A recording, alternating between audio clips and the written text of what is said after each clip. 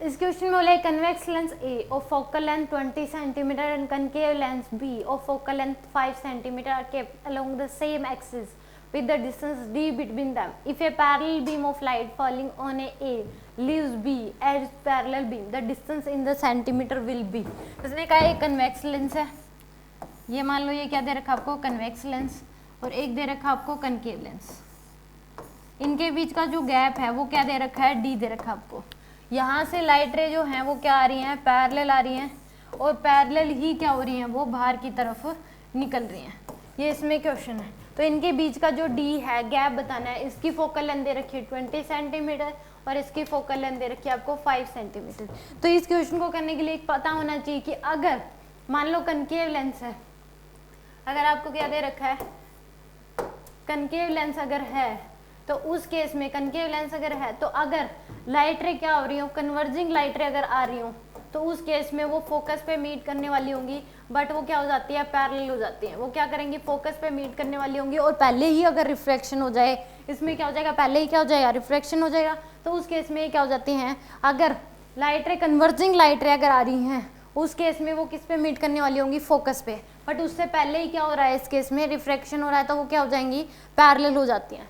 एक बात तो ये, अगर मान लो कनकेव लेंस है, उस केस में अगर लाइट रे फोकस से निकल रही है, लाइट रे क्या निकल रही है, फोकस से, तो उस केस में आफ्टर रिफ्लेक्शन ये क्या हो जाती हैं, पैरेलल हो जाते हैं। आफ्टर रिफ्लेक्शन क्या हो जाएंगी, ये पैरेलल हो जाएंगी। ये इन्फॉर्मेशन क्या होनी चाहिए, हमें पता होनी चाहिए।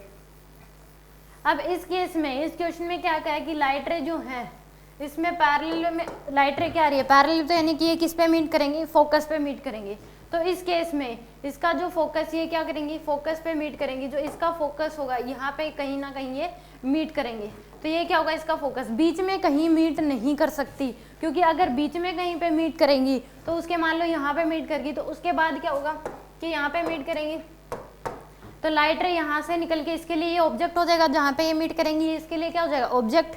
तो ये ऐसे ये क्या कर देगा, और डाइवर्ज कर देगा, तो पैरेलल तो होंगे ही नहीं उस केस में, तो बीच में कहीं पे मीट नहीं करेगा ये, यानी कि इधर ही कहीं मीट करेगा, यानी कि दोनों का फोकस जो होगा ये होगा।